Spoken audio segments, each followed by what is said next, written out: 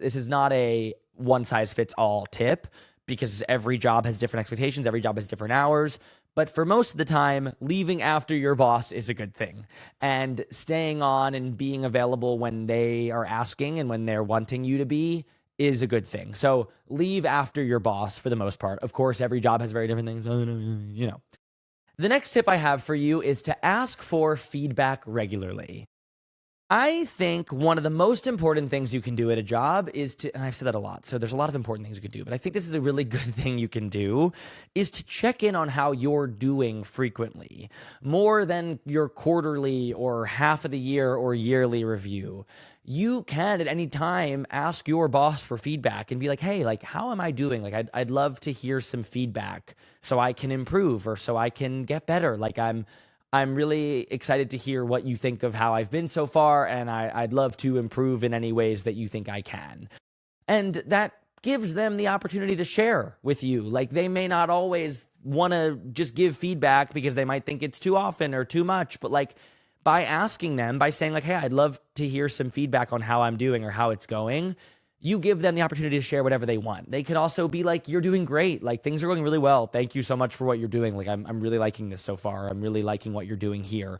And it might leave you with this amazing feeling of going into the weekend or going into the week. Like, this might be a really good thing by asking how you're doing. You might be like, fuck yeah, like, I'm killing it. Like, that's the great side of it. And the other side of it, they give you an opportunity to do better and to learn at the things you're messing up or improve on, and gives you a real opportunity here. So by asking regularly, you set yourself up even greater for success. I think this is actually one of the biggest things that matters when you start a new job, and not doing it incessantly. Obviously, you're not asking for feedback every single week, but once in a while, you're sprinkling in and just saying like, hey, how am I doing? Or how's it going? Or is there any feedback you have for me? Is there anything I can do to improve?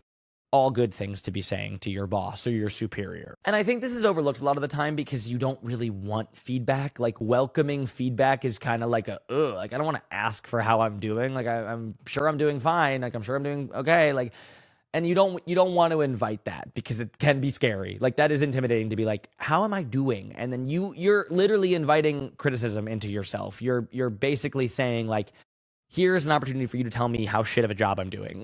Like, sometimes that will happen, and that you will get feedback that is not great sometimes. Like, you will get feedback that will feel disheartening, that will make you feel like shit sometimes.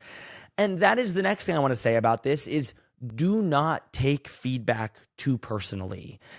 It is meant for you to improve and get better at your job, not be a stab at your ego and your person. Do not take feedback too personally.